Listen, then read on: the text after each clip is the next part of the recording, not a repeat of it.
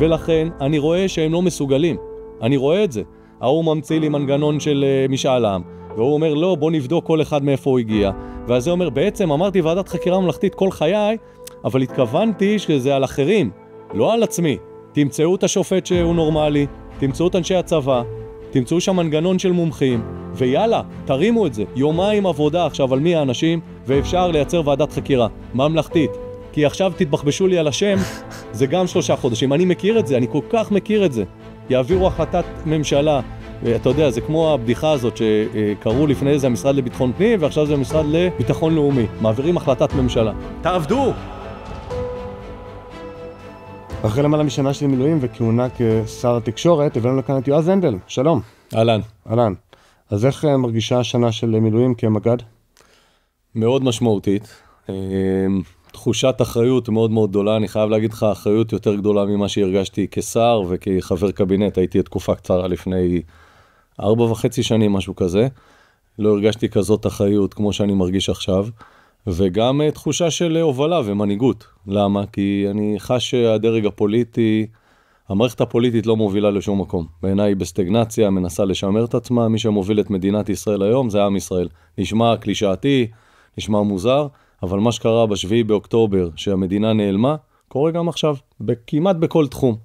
ואני מסתכל על זה כחובה של הדור שלנו, ולכן תחושת גם הסיפוק המאוד גדולה, גם החשש המאוד גדול, וגם המחויבות המאוד גדולה, שבאה לידי ביטוי במילואים, אבל היא באה לידי ביטוי גם בהרבה דברים אחרים. אתה עוסק הרבה בסוגיה של גיוס החרדים. מה המודל שאתה מציע? כי פרסמת איזשהו סרטון שזכה למעל 1,000,000 צפיות. נשמח אבל לשמוע ביותר מפורט. אני הייתי רוצה, קודם כל, שאחינו החרדים יגיעו למסקנה בעצמם, שצריך להתגייס לצבא, כי זו מלחמת מצווה, וזה הדבר היהודי והציוני הנכון לעשות. מכיוון שאני לא רואה את זה קורה, לא בגלל החברה החרדית, כי אני גר בין בית שמש לבין ביתר עילית. אני יוצא הרבה לקניות, מסתובב הרבה, אנשים שאני פוגש, אומרים לי, תקשיב, אנחנו רוצים להתגייס, יש לנו אפילו בגדוד כמה חבר'ה שאני גייסתי ככה משיחות קניות כאלה, אבל ההנהגה שלהם היא לא הנהגה. זה אנשים נטולי אומץ, שכל תפקידם בחיים זה לשמר ולהשיג עוד כמה גרושים לעולם הישיבות, אגב, לעסקנות בישיבות, לא ללימוד התורה, אלא להתעסקן סביב כסף. ולכן המודל שאני מציע הוא כוח. המודל שאני מציע הוא לייצר מסלול שבו יש כאלה שמשרתים ומקבלים, ומי שלא משרת לא מקבל כלום. המדינה לא מממנת לו כלום, לא עוזרת לו בכלום, לא מסבסדת לו. הוא לא רוצה לשרת, הוא גם לא יצביע ולא יבחר, הוא יהיה אזרח, סוג ב' אם תרצה, תושב. יגידו לי זה לא דמוקרטי, זה פשיסטי, כל המילים בסדר, כל כינוי גנאי שרוצים לתת, אפשר לתת. אגב, אני גם בעד שיהיו תלמידי תורה, שיקחו 10%, יקבעו ש10% הם מילואים, והם צריכים להיבחן על זה, כמו שיש ספורטאים מצטיינים, אבל במידה יותר גדולה. הם ייבחנו על זה, יראו שהם באמת מתאימים, והם מקבלו פטור. כל היתר עושים שירות צבאי או לאומי. אגב, זה לא רק חרדים, גם ערביי ישראל יצטרכו לעשות שירות לאומי. כל אזרח ישראלי שאין לו פטור מטעמי בריאות או מטעמים אחרים, הוא יצטרך לשרת את מדינת ישראל. למה? אחד, כי צריך אותם. אנחנו עם 13,500 פצועים. אי אפשר למרוח את זה יותר. יש שחיקה גדולה בכוחות המילואים ובכוחות הסדיר, וצריך למלא את השורות. ושתיים, כי זה הדבר הנכון לעשות והצודק, וזה גם חלק משיקול לפעמים. מה תעשה עם כל האנשים האלה שיבואו והתגייסו לשירות אזרחי כזה או אחר? הרי בעצם אין לך כל כך הרבה תקנים פנויים, וגם אם יהיו, אז אנחנו מכירים את האבטלה האחרונית שיש גם בצבא, אבל גם בשירות הלאומי. אבל זה השיחה של 6 באוקטובר. לא, עוד פעם, לא במוד הקלישאתי. למה של 6 באוקטובר? כי ב6 באוקטובר היית בא ואומר לי, אי אפשר לעשות את זה, ואי אפשר לעשות את זה, ואי אפשר לעשות את זה, והייתי אומר לך, וואלה, צודק. לא שואל אי אפשר. לא, אז אני אומר... אני שואל, מה אתה עושה? אז אני אומר, תפיסה, קודם כל אני רוצה, מה תפיסת העולם בהקשר הזה? אני אמרו לי, אי אפשר להכריע את החמאס. ישבתי כמה חודשים בקבינט, אמרו לא צריך, החמאס מורתע. אמרתי, אוקיי, יש כאן אנשים שמבינים, ביבי מבין, ההוא מבין, מערכת הביטחון מבינה, אתה יודע, הם שנים, יש להם ניסיון של שנים עליי. ואז אמרתי, הסתכלתי, אני הקטן, ראיתי רמטכ"לים שאמרו את זה, וואלה, הם כנראה צודקים. אחרי זה אמרו שאנחנו צריכים צבא קטן וחכם, אקסיומה, אני מכיר אותה עוד מלבנון השנייה. שאחרי לבנון השנייה תקנו קצת, ואז אמרו בעצם המילואים, ואני צחקתי על זה קצת, שזה רק אנשים שרוטים כמוני, איזה אחוז באוכלוסייה שאוהבים את זה, לברוח מהבית, זה שמורת טבע, לא באמת צריך את זה, זה כאלה שרוצים יותר מאשר צריכים אותם, גם נשברה. וגם האקסיומה הזאת שלא צריך, או אי אפשר, או בלתי ניתן לבצע מהלך שבו כל החברה הישראלית היא חלק מהחובות והזכויות, גם היא אקסיומה שצריכה להיעלם מן העולם, קונספציה אם תרצה. עכשיו, איזה שירות לאומי לעשות? אני יכול עכשיו לתת לך רשימה שלמה של דברים שאנחנו צריכים. חקלאות, התיישבות, לחזור ליסודות הציונים, להקים ישיבות אם תרצה באזורי הגבול והספר, לבתי חולים, חינוך. אני יכול לתת לך רשימה שלמה, ואפשר לייצר מנגנון ולהרים את זה, כמו שמקימים עכשיו יחידה בצבא, וכמו שמקימים חברה עסקית, ואני עכשיו חלק בעולם האזרחי שלי, ביום פה יום שם, זה מה שאני מנסה לעשות, להרים איזה קרן גידור, ואפשר להרים. בעולם, בשוק הפרטי אתה מרים דברים, אתה מחליט שאתה מרים, אתה מביא. אבל זה תלוי במערכת תמריצים, זאת אומרת, לשירות הלאומי זה בכפייה, אתה בסופו של דבר... לא, אז רגע, אבל אמרת בכפייה. לא, רגע, אז אני רוצה להבהיר. לא אמרתי את המילה בכפייה, אמרתי בכוח. מה זה אומר? בכוח אתה מייצר תמריצים ומקלות. אתה לא לוקח אף אחד בזנזנה. מי שלא רוצה, שלא יתגייס. מי שלא רוצה, החליט, זאת יהרג ובל יעבור. אני לא מתקרב למדינת ישראל, אני נטורי קרתא, בסדר גמור, החלטתך. אל תצביע לכנסת. אל תעשה פה, אתה לא מקבל זכויות מהמדינה, אני לא מסבסד אותך. החלטת שאתה רוצה להיות אזרח סוג ב', החלטה שלך, בחירה חופשית, לחלוטין. אתה יודע שבשוויץ 3% מקבלים במיסוי, תוספת מיסוי למי שלא שרת בצבא. שוויץ, המדינה שלא נלחמת עם חתולים אפילו. היא, במדינה הזאת, יש מקלות ויש גזרים, וככה במדינות אחרות. רגע, תן עוד דברים, שהוא בעצם מאפיין את אותו אזרח סוג ב'. מבחינתי? קודם כל, המוסדות שלו לא יסובסדו. אנחנו נטפל בזה גם בעולם המשכנתאות, זאת אומרת, תמריצים שיהיו למי שמשרת ולא למי שלא משרת. העדפה לעבודה ציבורית, היום בשירות הציבורי יש מלא, העדפה מתקנת לאנשים שלא שרתו, לא שירות לאומי ולא שירות צבאי. פשוט לא סביר. לימודים, קבלה, כל מה שמדינת ישראל מסבסד, מדינת ישראל מסבסדת. בריאות, חינוך. בריאות, לא, תראה. אני לא הולך עכשיו לעצור למישהו, אני לא נכנס עכשיו למצב שבו אני אעצור למישהו את התנאים הבסיסיים. אני לא אתן לו את 5 המ"מים אם תרצה. מדינת ישראל לא... 5 המ"מים כוללים דיור. מה? מעון. אנחנו גם, לא, אתה אומר, אתה לא... אתה יכול להסתכל על מעון אגב בכל מיני תצורות. מעון זה גם הכביש וגם עמוד תאורה וגם היכולת שלך לצאת מהבית ושש חשבים. סליחה, בבתי, זה נקרא מדור אצל ז'בוטינסקי, זה לא מעון. בסדר. זה מדור, מורה, מרפא, מלבוש, נראה לי, ומזון. נכון. אנחנו לא, מדינת ישראל לא צריכה לפגוע באף אחד, ולכן אני אומר, אבל היא חייבת במקלות שלה להגיד, מי שלא נותן, לא מקבל. אתה רוצה סבסוד עכשיו ללימודים? אתה לא מקבל. מדינת ישראל מסבסדת לימודים. אתה רוצה עכשיו סבסוד לא יודע. משכנתה אמרת. למוסד שלך, למשכנתה, אתה רוצה עוד נקודות זכות? אתה לא תקבל, אתה תקבל פחות מאחרים. אתה רוצה עכשיו במיסוי, העדפה מסוימת, כזאת או אחרת, לא משנה למה, אתה לא תקבל, כי יש לך פחות נקודות זכות, וכו' וכו', ואפשר לקחת את זה לכל מקום. וכמובן, לתמרץ מאוד את אלה שמשרתים.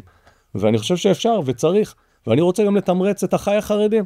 אני חושב שיש פה עוול מאוד מאוד גדול, שעכשיו, בזמן שאנחנו מתראיינים, יש עכשיו 2 משפחות שמבקות את הבנים שלהם שנפלו אתמול בעזה, ומשפחות אחרות, זה לא נוגע בהם, אפילו אין להם את הנגיעה הזאת בסביבה הקרובה, הם לא שומעים את זה, זה עובר להם ליד האוזן, זה הפוך לערבות ההדדית, זה הפוך לכל מה שאני מכיר בעולם היהודי ובעולם התורה, וזה מעליב, ואמור להעליב בעיקר את בני התורה, את אלה שמרגישים שהם תלמידי חכמים, והם יודעים לשלב את זה, והם ממשיכים את דרכם של אבותינו ואת המסורת היהודית. שם זה אמור להעליב הכי הרבה.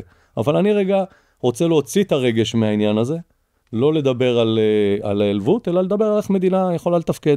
ומכיוון שאנחנו צריכים חיילים, ומכיוון שאני מזהה שמדינת ישראל לא מסתיימים האיומים עליה, לא נעלמים האיומים עליה מחר בבוקר, אז צריך אותם בתוך הצבא, נקודה. איך מישהו, אם יש למישהו פתרון אחר, הוא יודע מחר לשבת ולשכנע מישהו, סבבה. אני לא ראיתי שאפשר לשכנע מישהו. מי איתך בקונספציה הזאת, או לא בקונספציה, בתפיסה הזאת? בתפיסה הזאת שאומרת, מקלות גזרים בסגנון הזה, כי זה משהו מאוד ייחודי שלא שמעתי עדיין. אני ראיתי הרבה שמדברים בשפה הזאת, אבל אני חושש שזה הרבה נובע מפופוליזם. זאת אומרת, מעולם של לחזור לאותו, כי השיח הזה התקיים בעבר, זה לא, עכשיו, היו כאלה שאמרו, עכשיו לקפות על כולם, עכשיו לעשות, אני מאוד נזהר מלהציב חפות את הדמויות, כי זה בעולם שלפני המלחמה, היה שיח דומה במרחבים האלה, אבל שהוא שימש כאיזה כלי להתנגחות בחרדים. עכשיו, אני יודע שיציגו את הדברים שלי כשונא חרדים, זה בסדר, אני לא אוהב את זה, אבל אני לא מתווכח עם נרטיבים תקשורתיים. אני עושה את זה מתוך דאגה למדינת ישראל, ולכן אני לא רוצה להגיד לך מי הדמויות. לא, אני אומר, תראה, כי בתור פוליטיקאי לשעבר, אולי פוליטיקאי לעתיד, צריך לייצר איזה הסכמות סביב הדברים שאתה מאמין בהם. אז אם אתה שואל על העם, על המרחב הציבורי, יש המון אנשים שמרגישים בדיוק ככה. אני הראשון שהגיע אליי והציע את הדבר הזה, זה לא רעיון מקורי שלי, זה היה בחור מהשייטת דתי מאזור השומרון, שבא אמר לי, תקשיב, אני מרגיש שיש פה משהו מקולקל.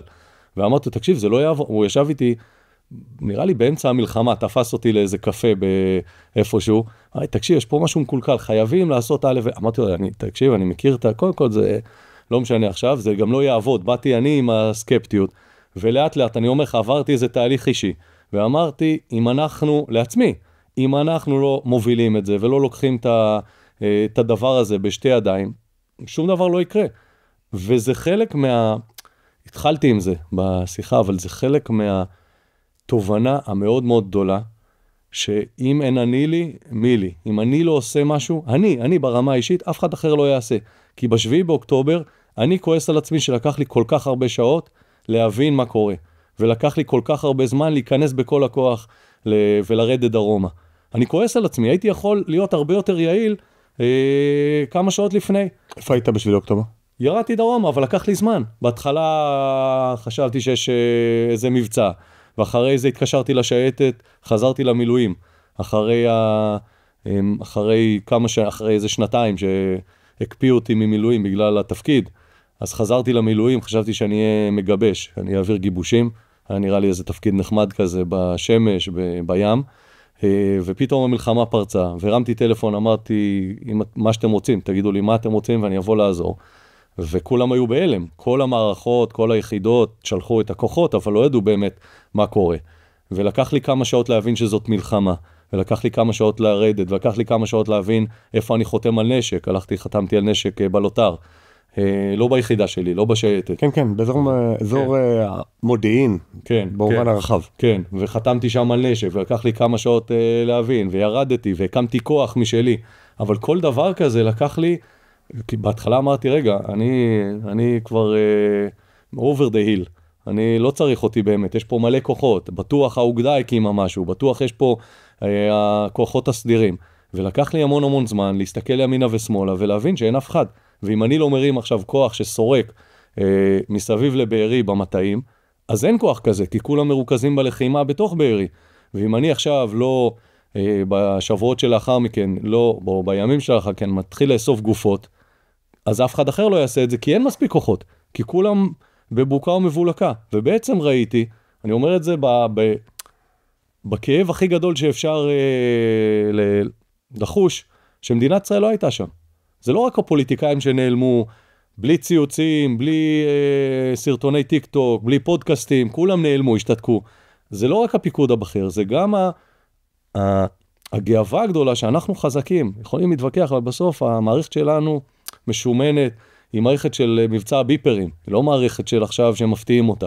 ואם יש משהו, אנחנו מגיבים ישר. כי ככה התרגלתי, וזה מה שהאמנתי וידעתי. ולכן, הזמן שלקח הוא לשכנע את עצמי, שזה מה שצריך לעשות, שאני צריך להוביל את זה, כי אין אחרים. וזה מה שעשו המוני ישראלים.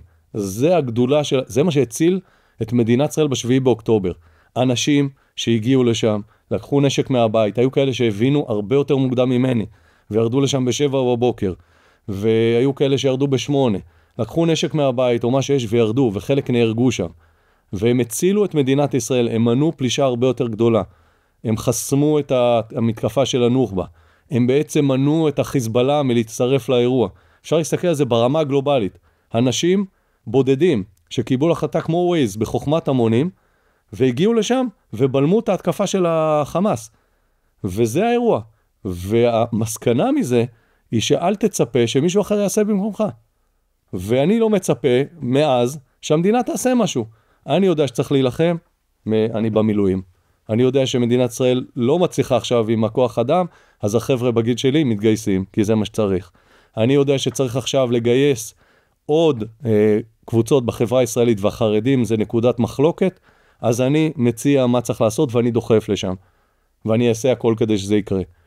זה התפיסת עולם. אני יודע עכשיו שצריך, דיברתי מקודם על התפיסה במגזר הפרטי, אני מאמין שמדינת ישראל צריכה עצמאות כלכלית בתחום הביטחוני.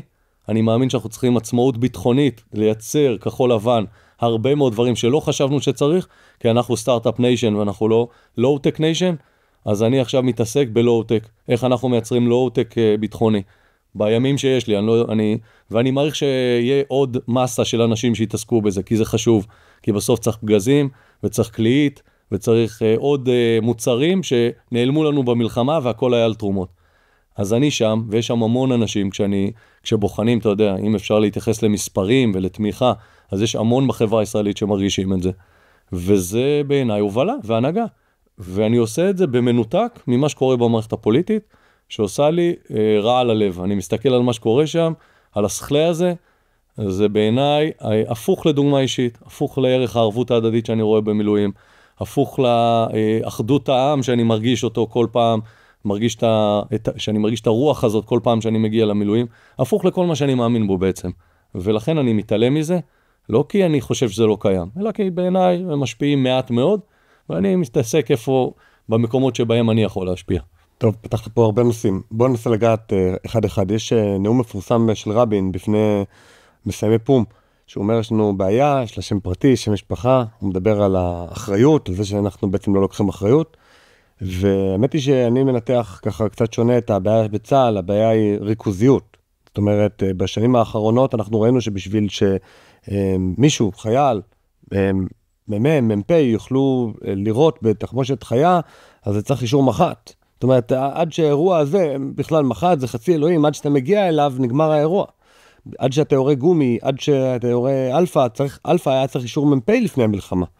והכל מכוון לריכוזיות הולכת וגוברת, וראינו שבסוף, אתה אומר, מה שהציל את המדינה ב7 לאוקטובר היה חוסר הריכוזיות, הביזור. מי שלוקח את הנשק הפרטי שלו ברישיון עם עוד איזה מחסנית מצ'וקמקת, והולך להציל את המדינה.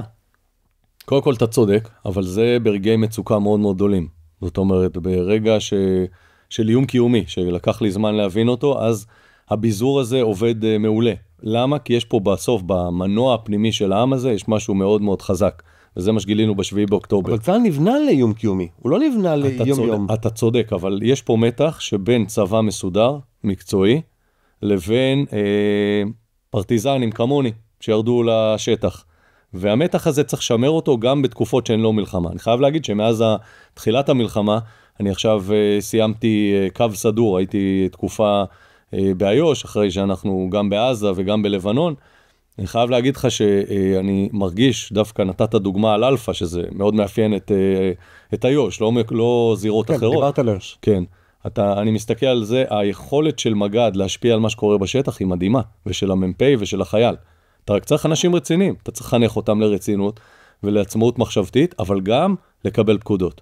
זה חלק מהעניין. ויש פה מתח שצריך לשים אותו על השולחן, ואתה רוצה חיילים שהם הכי טובים, הם הכי נחושים, הם יודעים להסתער, והם, אתה יודע, יש בהם את הדבקות במשימה, ועולם ערכי מאוד מובנה, וגם שהם יודעים למלא פקודות, כי לפעמים הם לא רואים את כל התמונה, ולפעמים זה מהר, ויש לך התקלות פה ומחבל שבורח שם, והחייל שנמצא בנקודה הזאת רואה רק את המחבל שמולו בעין, והחייל שם רואה את המחבל שמולו בעין, והמ"פ רואה את שני המחבלים, או את שתי הזירות, ולכן ככה צבא צריך לעבוד, הוא לא יכול לעבוד בצורה מבוזרת. יש המון נושאים שצריך לגעת בהם, על אולי הנקודה שאתה שמת איזה הריכוז. ממה מפחדים? למה הריכוזיות הזאת מפחדים? טובה? נגיד, היום מח"ט, מג"ד, אפילו מפקד אוגדה לא יכולים להפעיל בעצמם אש, נגיד, סתם דוגמה, הם צריכים לבוא ולדבר עם חיל האוויר, אין זיקים נגיד שמצוותים ספציפית לגדוד, שהם יכולים להגיד, עכשיו במסגרת הגדוד, אני יכול עכשיו להפעיל זיק, אני יכול להפעיל מרגמות, את כל מערך המרגמות בצה"ל, אני לא אומר פה דברים מסווגים, השמידו כמעט לחלוטין. אז 81, אז קודם כל הייתי מאוד שמח לראות ועדת חקירה שתקום, בעזרת השם כמה שיותר מהר, הייתי מאוד שמח לראות אותה, ושהיא תיתן תוצאות על הנקודות שצריך לשפר. אחת מהתוצאות לי ברור, שמה שאתה אומר הוא מדויק, זאת אומרת, היה צריך מראש לתת כמה שיותר סמכויות למפקדים בשטח, אבל אני לא שם את הנקודה איפה שאתה שם, זאת אומרת, הביזור שאתה מדבר עליו, הוא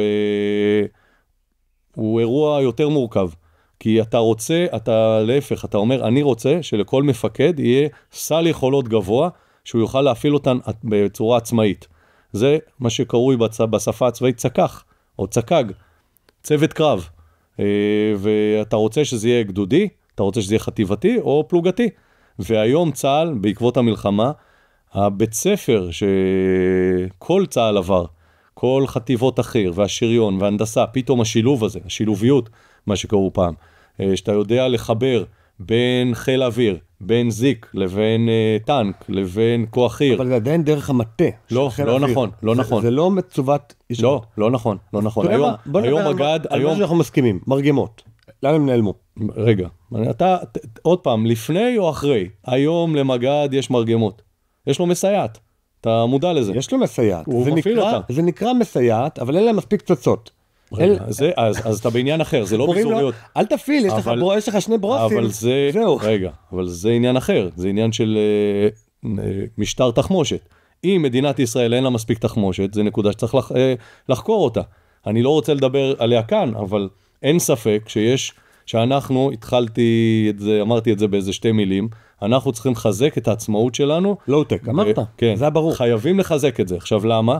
כי אתה חייב שבסוף יהיה לך מספיק גזים, ופצצות וקליט משלך, כדי שאתה תוכל לייצר, או פסי ייצור שאתה תוכל לייצר אם עכשיו צריך.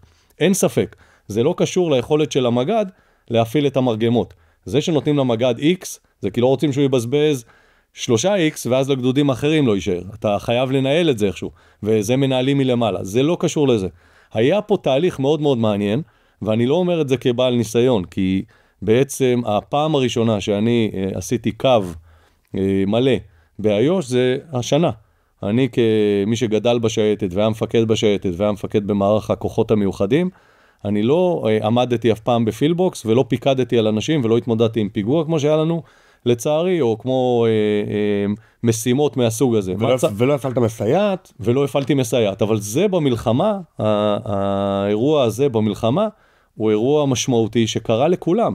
להפעיל את השריון, להפעיל פלוגת שריון תחתיך כשאתה מג"ד, להפעיל כוחות הנדסה שפותחים לך את השטח, להפעיל חיל אוויר במקביל, זה מה שקרה במלחמה. זאת אומרת, לצורך העניין, אימנו את הגדודים במשך שנים ארוכות, ובמלחמה, ברגע הפרוץ, לא ב7 באוקטובר, שזה היה יום קשה של כישלון. אני מדבר עכשיו מתחילת התמרון, אתה רואה את זה עובד, ובצורה מעולה. אני חושב שנסיים את המלחמה הזאת, וילמדו מצה"ל, ילמדו ממדינת ישראל על תמרון. אף מדינה בעולם לא מתמרנת ככה. ואתה רואה הישגים מטורפים, צריך להגיד את זה. יש המון דברים קשים, ואנחנו חווים כאב גדול, ומאבדים המון חיילים, ויש לנו המון פצועים, אבל לא מכיר הישגים מהסוג הזה בתמרון, בשטח סבוך, שטח מורכב, שהטרור, או שפעילי הטרור, או שהגרילה נכנסים מוטמעים בתוך אוכלוסייה אזרחית, שזה, ראיתי פה הרבה ספרים שיש לך פה על, שהם משמעותיים, הנסיך ועוד, ומאו צטונג דיבר על המים והדג, שאי אפשר להפריד ביניהם. מדהים. לא הרבה מכירים את הציטוט הזה. כן, זה באמת, לא. וזה הבסיס. רגע, אבל תספר אותו, זה ציטוט נהדר.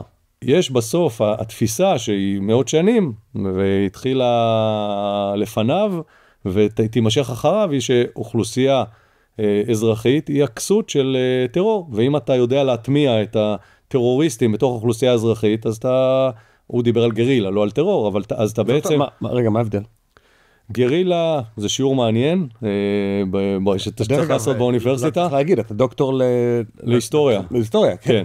אבל בגדול לטרור זה מטיל מורא ופחד על אזרחים, אתה תוקף אזרחים, וגרילה זה נגד צבא. אם אנחנו יכולים לעשות את זה בקטן, אבל הנרי ג'קסון אמר, אתה יודע, פעם שלוחם חירות בעיני האחד הוא טרוריסט בעיני האחר. אז כל אחד נותן את הפרשנויות שלו. עם טרוריסט זה פשוט כללה, זה לא התייחסות לצורת קרב או משהו כזה. אבל רגע, בוא נמשיך עם מאו צטונג. אז חלק מהעניין הזה זה בעצם שהקושי הגדול הוא שיש לך אוכלוסייה אזרחית, בתוכה מוטמעת האוכלוסייה פעילי הטרור, או הגרילה בשפה שלו, ואז אתה מוצא, אתה מאוד קשה לך לזהות אותם, ואתה יכול או לרמוס את כולם ביחד, או לחסל אותם בפינצטה.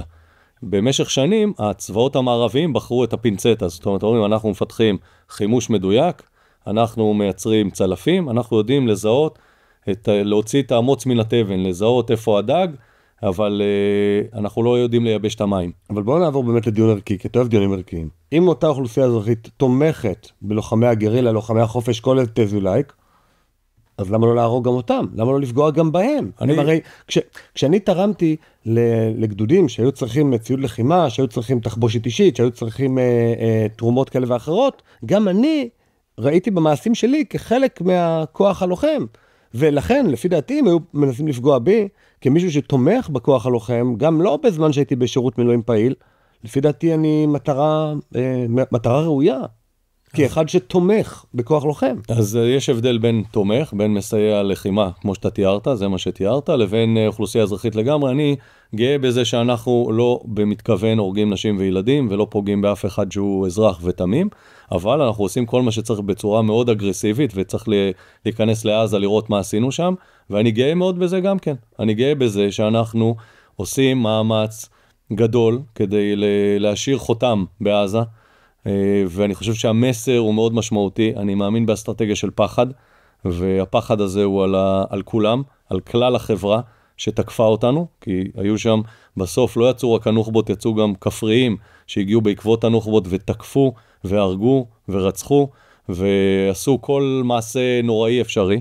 ואני חושב, אתה שואל ככה ברמה הערכית, לצערי אנחנו במציאות, שדיברנו מקודם על שוויץ, אנחנו במציאות הפוכה משוויץ, ופה המסר היחיד שעובד הוא פחד. אם מפחדים ממך, אתה יכול להרחיק את ההתקפה עליך. אחרי שמפחדים ממך, יש המון דברים שאפשר לעשות ברמה הטקטית. איזה כלים אתה צריך, איך נראית הגנה שהיא בעצם התקפה, מה עושים עם עזה, עם רצועת עזה, איפה אנחנו צריכים, מה אנחנו צריכים לעשות עם לבנון, לכל דבר כזה יש לי הרבה מה להגיד, אבל קודם כל שיפחדו ממך. אם לא מפחדים ממך, אז זה לא עובד.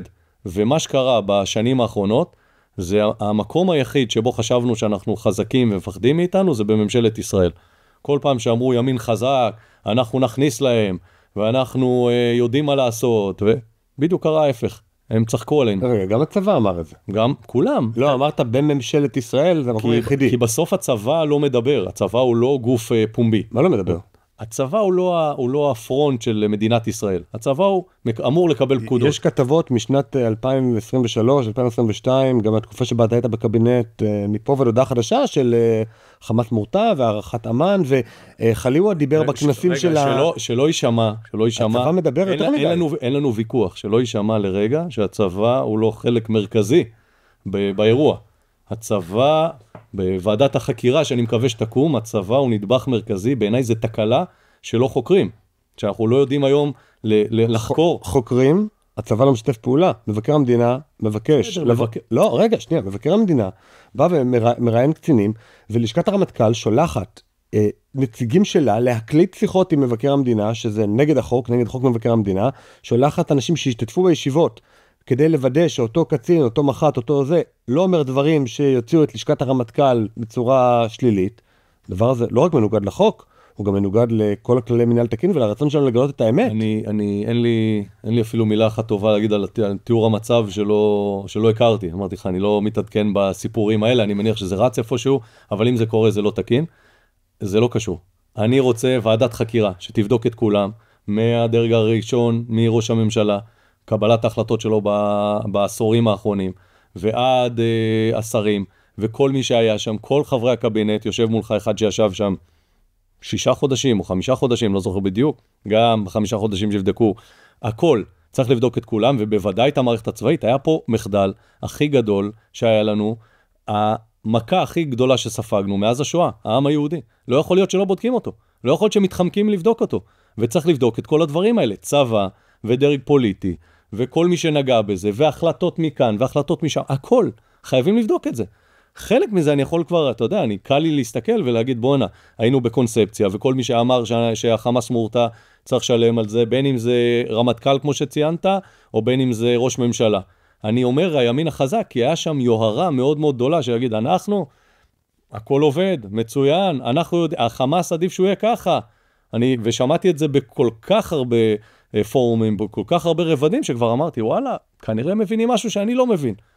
כנראה יש אחר, לכן המסקנה שלי היא שאני צריך, אני מבין מה קורה, שם יש צלילות הדעת מאז המלחמה, שהבנו בבת אחת מי האויב ומי אנחנו, הבנו מה צריך, ועכשיו היחידים שתקועים בערפל הזה זה הדרג המדיני, שמנסה לשמר את עצמו במקום הדרג הפוליטי. והצבאי גם. הדרג המדיני אומר בשנייה, זו הפקודה, מקימים ועדת חקירה, מחליטים, מקימים ועדת חקירה, בודקים את כולם.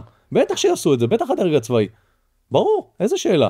הדרג הצבאי הוא הנדבך הכי חשוב, המערכת הביטחונית, זה הנדבך הכי חשוב לחקור אותה. אבל את מקבלי ההחלטות בוודאי. אתה לא יכול לחקור דרג צבאי בלי מי שנתן לו את ההחלטות. לא, ברור שצריך לחקור את כולם.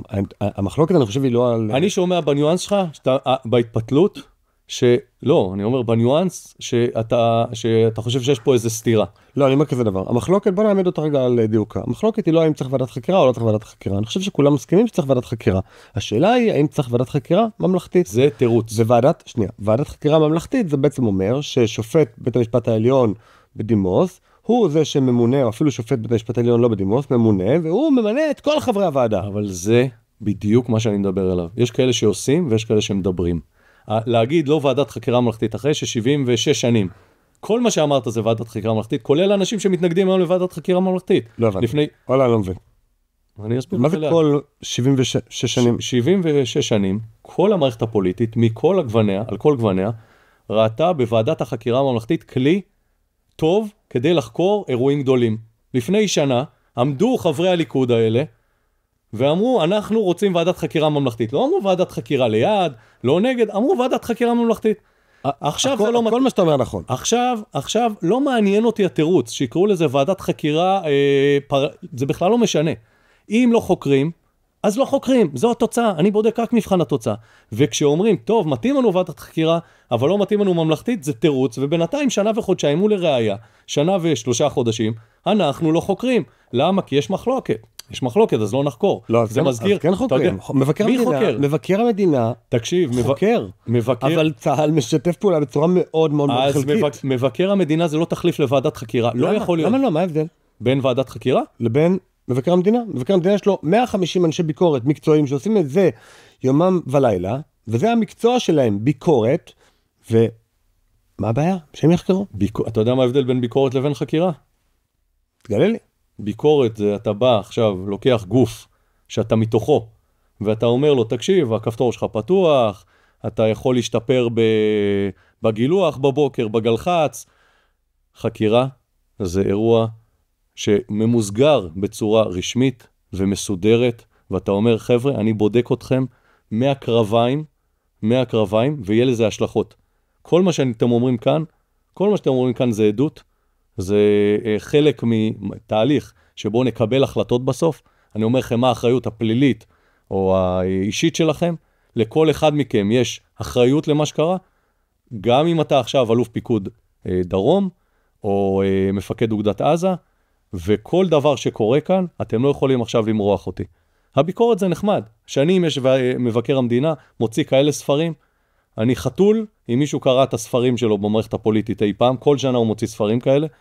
אני לא מתכוון לצמצם את האירוע הזה. מה שאתה אומר לי זה לצמצם. תעשה את מה שקורה כל שנה, תהפוך את זה לעוד איזה אירוע, פעם מבקרים את אסון הכרמל, ופעם מבקרים את מערך כיבוי האש, ופעם מבקרים את מס הכנסה, ופעם מבקרים... בוא תהפוך את זה לעוד איזה ספר. יאללה, בוא נמשיך עם אותה גישה בדיוק, כי נראית לי ממש טובה. ועדת אגרנט, ועדת וינוגרד, באמת אני חותם על שני הדברים האלה. בוא ניישם את הדברים שהופקו שם. ניתן לך שני לקחים מתוך ועדת אגרנט. דבר ראשון, אמרו שצריך להוריד כל התראה, גם התראה שהיא לא 100% מלחמה, להוריד לאוגדה, להוריד לגדודים, להוריד למשלטים שיושבים שם בקו בר לב, לא הורידו. הנה, אותו טעות ב7 לאוקטובר. התייעצו להם הקודקודים, עזוב רגע שלא עדכנו את ראש הממשלה, זה פשע מסוג אחר. לא עדכנו את האוגדה, לא עדכנו את המח"טים, לא עדכנו את אגב, אני לא יודע, אתה יודע שלא עדכנו את ראש הממשלה? אני יודע. איך? אני לא יודע, איך אתה יודע? אני לא יודע, אני באמת לא יודע. אני לא יכול לתת לך מקור, אני יכול לתת לך 100 מקורות. שמה? 100 מקורות שמה? 100 מקורות שלא... מישהו בדק את לא זה? עדכנו. הפעם הראשונה שראש הממשלה מקבל טלפון זה 6:20 בבוקר. מישהו בדק? כן. מי? עיתונאים? אז יש עיתונאים עכשיו, אני אעביר. העיתונאים עברו על הפרוטוקולים. רגע, עברו על הפרוטוקולים של השיחות. אחד הדברים שקרה לי, אני לא סומך לא על עיתונאי ערוץ 14, שכל דבר רוצים להציג את ראש הממשלה טוב, ולא על עיתונאי ערוץ 12. אני סומך על ועדת חקירה. אני רוצה ועדת חקירה. עכשיו אתה מספר לי שעיתונאים הם המקור שלך. אם הצבא מודה בזה שהוא לא עדכן את ראש הממשלה עד 6:20. תראה לי, איפה הצבא הודע? אז אני אראה לך. אין בעיה. אז יכול להיות. אחרי הרעיון אפשר להתווכח על זה. לא, אני לא רוצה, אני אומר לך, אני לא... אתה יורד למיקרו-טקטיקה. כל דבר שאתה תגיד, אני אגיד לך... לא, אני בא ואומר משהו אחר. אני אומר, ודאי לא עדכנו את המג"דים, את המ"פים. חיילי לצערנו, נשחטו בתחתונים. אם הם היו יודעים על זה, הם היו עולים על ציוד ועושים קונטים שחר נורמלית. אני רוצה... לא עדכנו אותם. אני לא יודע גם את זה בוודאות. אני יודע דבר אחד שזה הגיע לחטיבות. אני יודע את זה בוודאות. אני לא יודע לגבי מה שאתה אומר. וחלק מהשיח שלנו, אני לא נהנה לנהל אותו כי אני לא יודע. אתה מדבר פה בביטחון רב על מה שאתה יודע מעיתונאים. אני מסתכל על המקורות שלך ואני באמת... זה בדיוק, אתה יודע, זה כמו אנשים שאומרים, אתה יודע שהייתה שם בגידה, שמישהו עשה... לא, אני לא אמרתי את זה. רגע, אני לא אומר עליך. בגידה זה כבר מסקנה. אני לא אומר עליך. אני לא על עובדות. אני לא יודע את העובדות. אתה מבין שאני לא... אתה מבין אני שנה במילואים, נלחם, מסכן את חיי, ואף אחד לא בא והציג עובדות. אתה אומר לי שעיתונאי הציג עובדות? אני לא יודע. אני לא סומך על אף אחד. כלב השמירה של דמוקרטיה, היית שר התקשורת. מי מהם? ערוץ 4?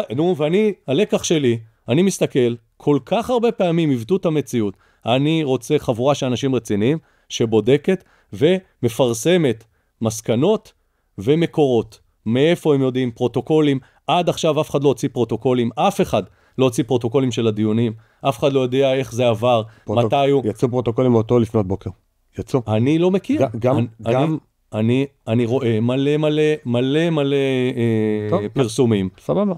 אני יודע שזה המחדל הכי גדול. אני יודע שיש פה, אתה יודע, אני מתבייש במחדל הזה. ואני מסתכל על המחדל, אני מתבייש שזה מה שקרה לנו. אני יודע שהיה פה מחדל עצום. אני רוצה לדעת מה קרה. אני רוצה שהקמן שאחראי ילך הביתה. אני רוצה שהמפקד שאחראי שלא ידכן את הדרג מתחתיו, מתישהו זה נעצר. אנחנו מסכימים. אני יודע שזה הגיע למפקדי החטיבות. אני רוצה לדעת מה קרה בהמשך. אני לא יודע. וזה חבר'ה שאני פעלתי תחתיהם. הם היו מפקדים שלי עכשיו במלחמה, חלק מהם. אני לא יודע מה קרה שם. ואף אחד לא אכפת לו ואומר, בוא הנה, חייבים ועדת חקירה. חייבים עכשיו להבין מה קרה שם.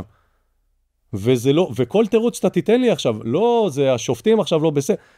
תמצא את המנגנון, מבחינתי שישבו עכשיו, יום שלם, לא יצאו מהחדר, הפסיקו להתעסק עם היועצת המשפטית, לא יודע, התקציבים איזה שרה כזאת או אחרת, ישבו עכשיו לילה, ויגיעו למסקמה, מה המנגנון? לא יכול להיות שאני יודע לעשות את זה, אני יודע עכשיו לייצר ביום שלם, להגיע להסכמות איך בונים מנגנון של משהו. לא משנה מה, של חנות מכולת, או של ועדת חקירה. לפי דעתי מה שאתה אומר הוא נהדר, וכדאי מאוד שאנחנו בתור אנשים שמשפיעים על המערכת הפוליטית מבחוץ, תפעיל הרבה מאוד לחץ כדי שדבר כזה יקרה. אני חושב שהמחלוקת פה, האם זה ממלכתית או לא ממלכתית. אבל זה תירוץ, אתה לא רואה? אם 1 ו3 חודשים זה המחלוקת, ומסבירים לך שלא מקימים ועדת חקירה, כי זו המחלוקת, זה תירוץ. אז שישבו עכשיו לילה, כמו שאני אומר לך. רגע, אז אני אומר, אני לוקח אחריות, בתור תמיר, לא בתור מישהו שמאשים אחרים. הוא אומר, אנחנו דורשים ועדת חקירה, אנחנו דורשים מנגנון כלשהו, גם לא בראשו של שופט, יכול להיות בראשו של מישהו אחר, שיש סביבו קונצנזוס, שיבוא ויחקור את הדברים. אני בעד. אבל אני חושב שאם אנחנו רוצים לקחת אחריות, אז אנחנו צריכים להפעיל לחץ. אני רוצה את הסייפה של דבריך. אני רוצה את הסייפה של דבריך, כי מה שאתה אומר, ואני לא קידשתי את ועדת החקירה, את המילה ממלכתית. זה לא נולדתי, אני אומר, וואלה, ועדת חקירה ממלכתית זה חלום חיי.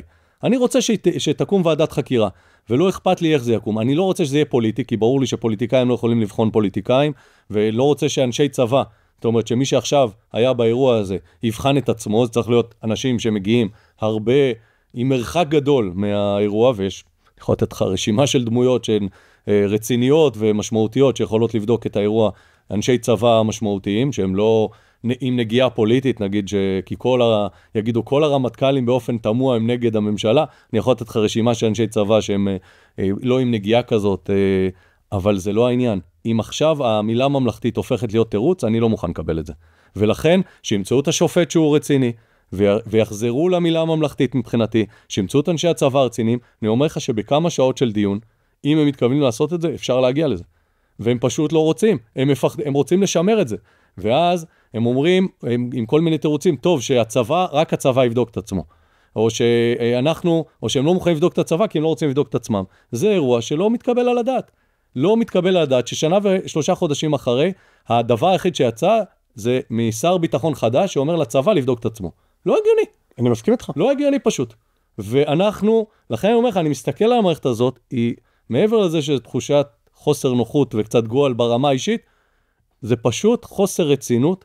זה לא מגיע לעם מופלא כזה, מסור, נחוש ורציני, כזאת הנהגה לא רצינית. לא מגיע לו. אני מסכים איתך לחלוטין, ויש הרבה מנגנונים שאפשר דרכם להגיע למנגנון או לממש בחירה של אנשים. אפילו היה פה בפודקאסט חוקרת שנקראת נוגה ארבל, שהציעה מנגנון שנקרא משאל עם סביב אותם דמויות, סוג של בחירות לאותם אנשים. שוב, יש הרבה מנגנונים שיכולים לעבוד, ברור לי שאנחנו לא... כל אחד ששם לך פה מנגנון לא אמיתי, מסובך, לא אמיתי. עשית פה משאל עם פעם במדינת ישראל?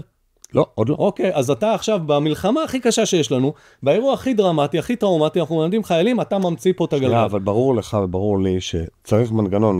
אני רק רוצה, רגע, ברור שאנחנו צריכים... אני לא מכיר את החוקרת, אני לא רוצה לפגוע, אני לא מכיר את השם שאמרת, אבל באה החוקרת הזאת, והיא אומרת לך משהו שלא היה קיים עד היום, ואני ממציא עכשיו שנשנה את שיטת הממשל.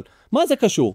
עכשיו צריך לחקור את זה. כל מי ששם עכשיו משהו שהוא לא ישים, מרחיק את היכולת לחקור. ברור לי שמה שלא פשוט לא קורה. זה כלל ראשון בביצוע של כל דבר בעולם.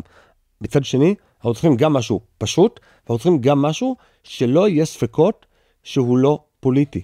ובעצם, בגלל שאתה יודע, גם החדירה של המרקסיזם לתוך השיח, וזה ברור לכולנו שאין דבר כזה לא פוליטי. זאת אומרת, כל אחד בסופו של דבר בא מאיזה קבוצת חברים, מאיזשהו מחנה, מאיזושהי קבוצת השתייכות, ואנחנו צריכים שאיש אחד שהוא פוליטי, אפילו במובן, אתה יודע, החברותי שלו, הקבוצת השתייכות שלו, יאזן מישהו אחר שיש לו קבוצת השתייכות אחרת, ואז בעצם האמת תצא לאור.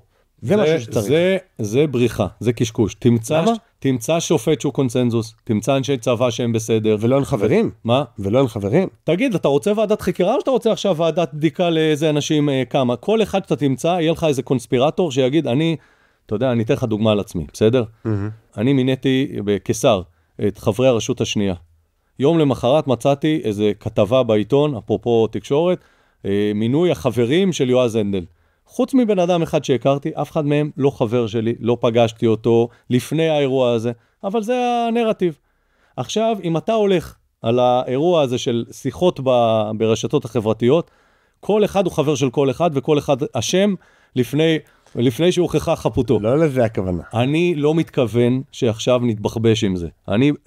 מה שקרה לי בשנה וחודשיים האחרונים, שאני בצבא, ואני בדיוק, כי אם אתה לא מדויק עכשיו במלחמה הזאת, אז אתה לא תנצח את האויב. ופה, בזמן שאנחנו מדויקים ובהירים במחשבה, פה יש מרחב שלם שמעורפל, בכוונה תחילה, וחלק מזה זה ועדת החקירה. אנחנו מדברים עליו המון, אבל זה רק נדבך בתוך הערפל הגדול, בתוך חוסר היכולת לקבל אחריות, בתוך חוסר היכולת להגיד, אני אחראי על מה שקרה, ובואו נבדוק את זה. זה אנשים שלא אכפת להם במדינת ישראל.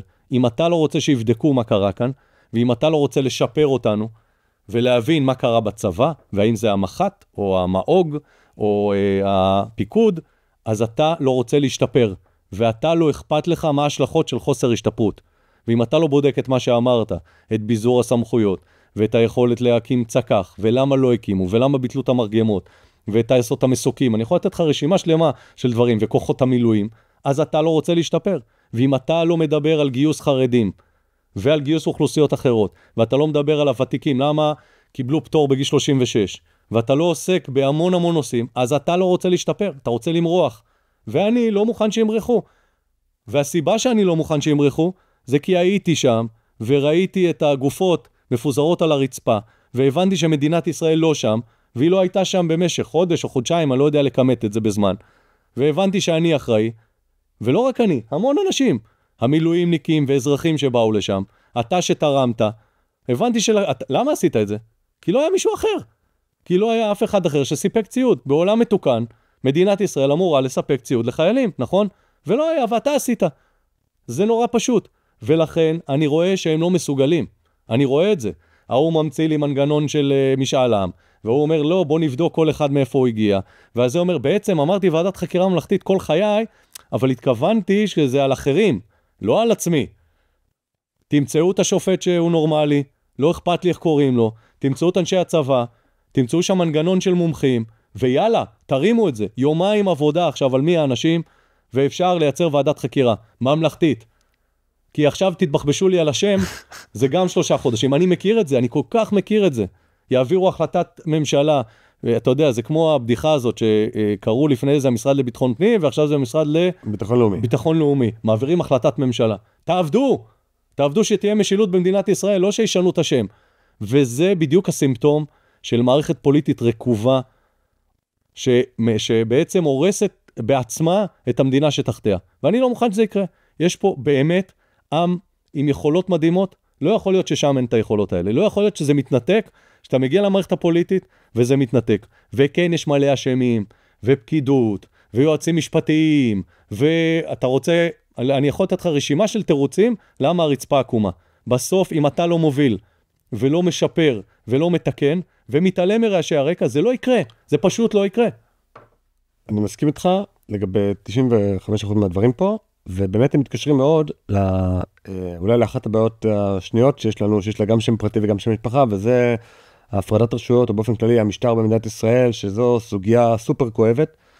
איך זה מתקשר בדיוק הוועדת חקירה והממלכתית, לא ממלכתית, זה בעצם לפרלמנט שלנו כיום, בניגוד לסנאט נגיד בארצות הברית, אין יכולת להזמין פקיד ממשלתי, אלוף, כל אחד, ולחקור אותו. לחקור אותו בשבועה, להגיד לו, אתה עכשיו צריך להגיד לנו מה קרה. ואם זה חסוי, דיון חסוי, אין בעיה, נוציא את כל התקשורת, תגיד לנו מה חסוי. אנחנו הריבון, אנחנו רוצים לחקור אותך. לכנסת אין את האלמנט הזה במדינת ישראל, ואולי אפשר להגיד, אתה יודע, אתה מאוד אוהב ערכים ותרבות, אין לנו תרבות של תחקיר במדינת ישראל. פעם שיש איזה אסון נורא, אז הולכים ומקימים איזה ועדה, ואת הדוחות של מבקר המדינה אף אחד לא קורא, הוא גם אולי לא יודע לדברר אותם כמו שצריך, אבל זאת בעיה אחרת. לא, פשוט זה ספר כזה. הפרלמנט שלנו, כן, זה ספר כזה, תחשוב על זה. הפרלמנט שלנו, שאתה היית חלק ממנו, אימפוטנטי לחלוטין. לחברי כנסת אין כמעט שום כוח. הם חלשים עד כדי גיחוך. לא רק זה, גם שמדברים איתי על פוליטיקה, אני מסביר להם ש97% ממי שיושבים שם לא משפיעים על כלום. שהחייל בגדוד, המ"פ בגדוד משפיע יותר. למה? כי אני יודע. ו3% כן מקבלים החלטות. ראש הממשלה, אולי הוא מתייעץ עם איזה 1 או 2, יש איזה מנהיג מפלגה שעושה איתו שרירים, אז הוא משפיע על מהלך, וחוץ מזה, כל היתר לא עושים כלום. חיילים. הם לא חיילים, הם אנשי תקשורת, הם עושים, ולכן חשוב מאוד שמי שמגיע לשם משמש דוגמה אישית, ולא יעמוד על הדוכן ויקלל, כי הוא מורה. שמי שהגיע יהיה איש תקשורת. מה? לא, שידבר פשוט לעניין. כי אחרת, כי הילדים שלך ושלי רואים אותו, ואתה רוצה שמי שעומד שם לא יעמוד ויקלל. שנייה, נראה לך שיש השפעה ערכית מהכנסת לציבור ברור. ברור, עומד בן אדם, מקלל מעל דוכן הכנסת, ברור שיש מישהו שילד שרואה אותו, וזה משפיע. ואם אחרי זה כולם אומרים, תראו איך הוא דיבר, וכולם עושים לזה פולו-אפ, אז ברור שיש לזה השפעה. אבל צוחקים עליו, על זה שהוא מדבר ככה. חלק זה צחוק, וחלק זה חיקוי. חלק אומרים, אוקיי, אם הוא מדבר ככה, למה שאנחנו לא נדבר ככה? יש לי תזה חילופית. אולי שמעת אותה, אולי לא. לא יודע, המצאתי אותה. אבל האנשים האלה שבעצם אומרים, אני מדבר ככה, כי חברי הכנסת, תראו איך הם מדברים, הם בסך הכל רוצים, נקרא לזה, לעשות אאוטסורסינג לאחריות האישית שלהם, על ההתנהגות שלהם עצמם, ולהגיד, כן, חברי כנסת מותר להם, גם אני מותר לי. אני מאוד מאמין בדוגמה אישית. מאוד מאוד. אני חושב שאם מפקד מחלקה, מחר בבוקר, בצנחנים, יוריד גומיות מהנעליים, לא נדבר על עצמנו שאנחנו לא טובים בזה, המילואימניקים, אז כל החיילים יורידו גומיות מהנעליים תוך מאית השנייה. ואם אומר מישהו שעל מערכות ציבוריות שהן מושחתות ורקובות, ואסור לשמוע עליהן, לא משנה איזה מערכת, אם זה בית המשפט העליון, או המשטרה, או מס הכנסה, אז כולם יגידו ככה. למה שאני אשלם מס הכנסה? אם אתה אומר שמס הכנסה רקוב, למה שאני אקשיב לבית המשפט אם אני גנב? אני אגיד שאני לא מוכן לשמוע עליהם. עכשיו, אני רוצה אבל לקחת אותך לנקודה שאמרת, אתה צודק ב100%. יש לנו פה בעיות יסוד במדינת ישראל, שמורכבות מהמציאות הבסיסית, או מהתוצר הבסיסי של בניית המדינה במהירות, שבעצם הכל היה מבוסס על איזונים ובלמים. והיה מרחב לא היה משותף. מבוסס. לא, היה מבוסס על התפיסה שיש לנו איזונים ובלמים. לא ממש. ואנחנו... בן גוריון מתבטא אחרת לגמרי בוועדה... שנייה, תן לי להציג את התזה, ואז בבקשה. היה מבוסס על זה שאנחנו כל הזמן על קירי תרנגולת. משהו פה מאוזן. ואז יש לנו הסכמים ג'נטלמנים. עזוב רגע בן גוריון מה הוא עשה באמת, ובוא נתייחס לתפיסה, לקונספציה שהייתה עד אז. והדבר הזה לא עובד שמופעל יותר כוח. כי מה שקורה, לדעתי, בשנים האחרונות, זה חוצים כל פעם את הקווים האדומים, ויש לך באמת פרלמנט נטול כוח, שהוא בעצם הממשלה שולטת בו, אין הפרדת רשויות בין הפרלמנט לממשלה, במיוחד שיושב ראש הכנסת, כמנהג מאז ימי שרון, הוא בעצם איש של הממשלה, של ראש הממשלה, והוא תפקידו לממש את רצון הממשלה, ולא את רצון הפרלמנט, ויש לך מתח, שתי הרשויות בעצם שקיימות, זה בית המשפט, והמערכת השיפוטית והממשלה, והמתח הזה הוא לא מתח סביר. למה הוא לא מתח סביר? כי הרשות השופטת אמורה להיות רק בסוג של בקרה במקרים חריגים, וגם זה צריך לדון על זה. מה המנגנון הנכון ואיך עושים את זה. ולכן, בעיניי, מה שצריך לעשות ביום שאחרי שהמדינה הזאת תרגע, ונדע לממש את היעדים המרכזיים שצריך לממש, אני מוכן למנות אותם, אבל זה לא, הדבר הראשון מבחינתי זה לא הרפורמה המשפטית, צריך לעשות פה הרבה מאוד רפורמות, כולל שינוי שיטת הממשל שלנו. יש פה המון דברים שצריך לעשות. אבל נכון לעכשיו, מה שצריך לעשות זה לנצח במלחמה, שילד בכפר עזה ובמטולה ובאופרה יוכל לישון בלילה בשקט. בסיס של הבסיס, בפירמידה. קודם כל הבסיס, שאני ידע שהילדים שישנים בשקט. זה הבסיס. אחרי זה צריך לוודא שיש לנו מנהיגות ראויה, כי מנהיגות לא ראויה דואגת לעצמה. דואגת לשמר את עצמה, אנחנו רואים את זה עכשיו. במקום לדאוג לצרכים האלמנטריים, צריך לחלק מהביטחון, זה לוודא שיש לנו מספיק חיילים וצדק והוגנות עם החרדים ועם קבוצות אחרות באוכלוסייה, ונצטרך לשקם. יש פה שיקום הצפון והדרום, זה אירוע שהולך ללוות אותנו שנים, ויש לו השלכות כלכליות.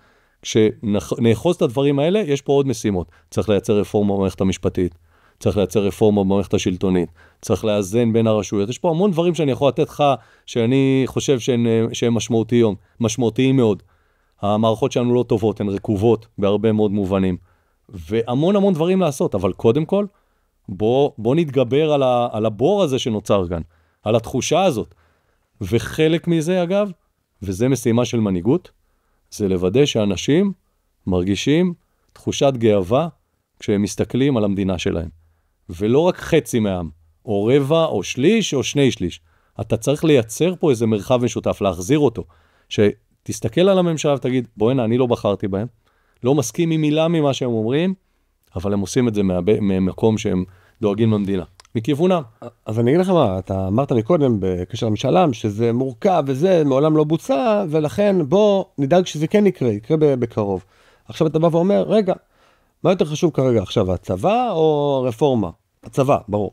עכשיו, ביטחון. בוא, אני לוקח אותך לא הצבא, ביטחון. לא, אני בא ואומר משהו הרבה יותר כללי. אני בא ואומר, אתה בא ואומר, רגע, יש שלבים.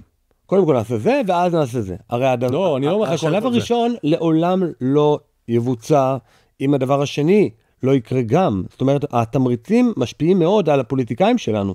ואם אנחנו במקביל לטיפול בצבא, לטיפול בתחקירים, לטיפול בביטחון, לכל הדברים הקיומיים האלה שאתה מדבר, אנחנו נעשה את הדברים האחרים שאנחנו חייבים לעשות, שהם בנפשנו, שהם משנים את התמריצים שעל פיהם אנשים פועלים, אז אנחנו נוכל להגיע לכל הדברים האלה גם יחד. אז מה שאתה אומר לי, יש לך פה חבורה של אופורטוניסטים, שאכפת להם מעצמם, ולכן הם לא מסוגלים לעשות שום דבר אמיתי, אלא אם כן אתה מייצר להם שרשרת תמריצים וכדאיות. אז אני לא מקבל את זה. אני אגיד לך מה, הרבה מאוד אנשים ערכיים, ובכללם אתה, הגיעו למערכת הפוליטית, ולא הצליחו לעשות מה שהם רצו. בסדר. הרגישו שהתמריצים פועלים עליהם, והם סוג של או משותקים, או לא בעלי יכולות, או אני לא יודע מה. אבל תמיר, אני יכלתי לשבת ולבכות, ולהגיד, מר גורלי, לא הצלחתי, הייתי פוליטיקאי שאתה יודע... זה לא אנשים, זה השיטה, זה מה שאני אומר. אין בעיה, לא. קודם כל אתה צריך לבחון את עצמך, וכשאתה לא מצליח במשהו, אז במקום להגיד, היועמ"שית אשמה, הרצפה עקומה, אנשים, להחליף את העם, להחליף את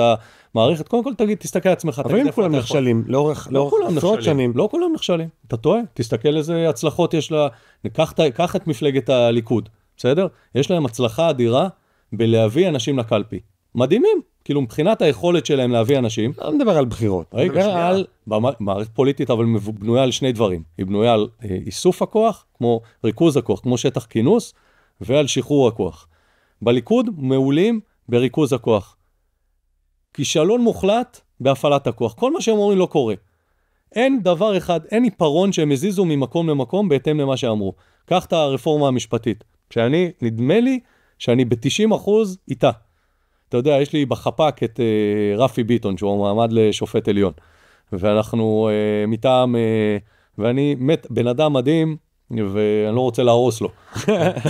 הוא מטעם לוין, הקואליציה. ויש המון המון היגיון ברפורמה משפטית. אם היה אפשר לנהל שיח רציני, אז אני חושב שאנשים, והיה אמון, אז אנשים היו משתכנעים. לדעתי רוב הציבור הישראלי חותם לך עכשיו על רפורמה משפטית. כמעט שנראית אותו דבר, אתה יודע, עם ניואנסים קלים. מה קרה? עמדה לך קבוצה, אמרו, אנחנו נכניס לכם אצבע בעין, ולא יצליח לא לשחרר את האצבע ולא להגיע לעין. בוא נתמקד בנושא. אז אני אומר לך בנושא, אתה צריך... הנושא הוא שהפוליטיקאים שלנו לא מצליחים, גם הערכיים שבהם, אתה אומר, בוא נחליף את האנשים, בוא זה, מה, הם צריכים תמריצים? כן, הם צריכים תמריצים. לשיטתי הם צריכים שהמוסד יאפשר להם לפעול. אז אחת הקונספציות שהייתה צריכה להישבר, וצר לי שזה מה שאתה אומר, ב7 באוקטובר, היא שפוליטיקה, כל תפקידה הוא להיות על הגלגל. ואז אתה צריך תמריץ כדי להיות על הגלגל. בעיניי הפוליטיקה היא כלי. וזה בסדר. ברור שהיא כלי. יש כאלה שבטוחים שהיא מטרה. יש כאלה שמשוכנעים שזאת מטרתם בחיים. הם צריכים להיות שם ולהישאר שם ולא לעשות כלום. אני אגיד, נתניהו. אני חושב שנתניהו חושב שהוא, אם לא יהיה בן אדם כל כך מוכשר כמוהו, הסופר המפורסם של מקום תחת השמש, לשכה הספציפית הזאת, זה הסוף של המדינה. זה לפי דעתי מה שנתניהו מרגיש. אבל זה אירוע אחר. לא אתה. לא, אני אומר, זה אירוע אחר, זה דווקא לא, זה אמירה אידיאולוגית, ואני מקבל אותה, נתניהו משוכנע. זה לא אידיאולוגי, הוא אומר, אני ספציפית חייב לשבת שם. נתניהו משוכנע שהוא... זה ביטחון ישראל, זה איראן, זה הכל. נתניהו משוכנע שהוא מאור הגולה. נכון. מה שקרה ב7 באוקטובר, הוא גם מספר לעצמו עכשיו סיפור, שזה לא אשמתו, אלא האחרים. האחרים אשמים, הוא עומד בראש המערכת, אבל המערכת לא הייתה בסדר. זה לא הוא, זה המערכת שתחתיו. זה כמו שמגד יגיד, זה לא אני נכשלתי בקרב, זה הממפאים, הם לא בסדר. אז זה התפיסה שלו, אבל הוא עדיין ברמה אידיאולוגית. אני מדבר איתך על אנשים שכבר איבדו אפילו את הרצון להגיד לעצמם שהם צריכים להיות שם. הם שם כי הם צריכים עכשיו ללכת לחתונות של חברי המרכז ולחלק כספים ולמצוא ג'ובים. הם לא חושבים שהם מתקנים את המדינה. הם לא מאמינים בעצמם שהם עוזרים במשהו למדינה. הם עושים את זה כי זה מה שצריך. ואני לא מוכן לקבל את הקונספציה הזאת שהפוליטיקה, כל תפקידה הוא לשרוד, וכל תפקידה הוא להישאר על הגלגל. ואני רוצה לראות מערכת שיודעת שאתה עושה מעשה, משימה, ואחריה יכול להיות שכמו דבורה שעוקצת, אתה נעלם, הלכת לעולמך הפוליטי, וזה בסדר גמור, אבל זו המשימה שעשית.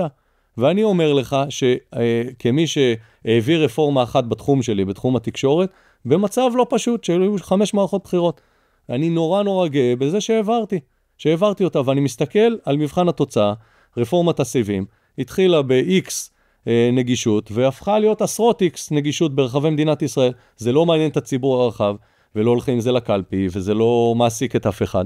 אבל אני יודע שעשיתי מהלך שהתחיל והסתיים, וזה אחלה מבחינתי. וככה העולם עובד. כשאתה מקים חברת הייטק, יש לך משימות, אתה בשלב אלפא ובטא ומגייס סבב נוסף, ובסוף יש לך מוצר ואתה מוכר אותו, ואתה יודע לאן אתה צריך להגיע. המערכת הפוליטית היא כאילו מסתובבת סביב עצמה. ופה, אחרי המלחמה הזאת, אי אפשר להסתובב סביב עצמך. מדינת ישראל צריכה ביטחון, היא צריכה מנהיגות, היא צריכה לגייס את כולם ולוודא שהחברה שלנו מתקנת ומתוקנת, והיא צריכה בסוף שאנחנו נדע לשקם את התקלות האדירות שהיו כאן. מי שרוצה להגיד, אני לא אחראי, אחרים אשמים, הנה, אני יושב מולך, אני אחראי, בסדר? תאשימו אותי. אני אחראי על הכל. גמרנו את השיחה מהשם, מקימים ועדת חקירה כדי לבדוק איך להשתפר על כולם. עכשיו, אחרי שאמרנו, בוא נראה מה עושים, מה המשימות שלנו, ואת זה אני לא רואה. גם אם אני מסכים איתך על הכל, אני חושב ששום דבר לא יקרה בלי שהציבור והתקשורת ומשפיענים ואנשים כמוני וכמוך יפעילו לחץ על הגורמים בפוליטיקה כדי לגרום לזה לקרות. כי הכי נוח לאנשים האלה, איכותיים ככל שהם יהיו, זה לשבת, נכון. ולא לעשות כלום. זה כל הנקודה שלי. נכון. ואנחנו צריכים, אני לא תמים. מחוץ למערכת צריכים להפעיל לחץ. אני אגיד לך גם יותר מזה, זה חייב להיות במערכת. אתה לא תצליח רק מבחוץ. אתה חייב שיהיה במערכת. לא ממש.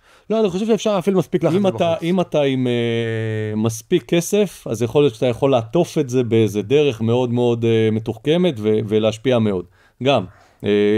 אבל אני שם את זה עם סימן שאלה. ראיתי פה בעיר ירושלים שבה אנחנו נמצאים, מיליארדר אחד שרצה להיבחר עם המון כסף ולא הצליח, כי בסוף יש איזה משהו נוסף. צריך גם כסף וגם להיות מאוד חכם ומתוחכם, ועם המשרד יחסי ציבור, פרסום, האסטרטגיה הנכון, לא רק לשפוך על עיר או עלים.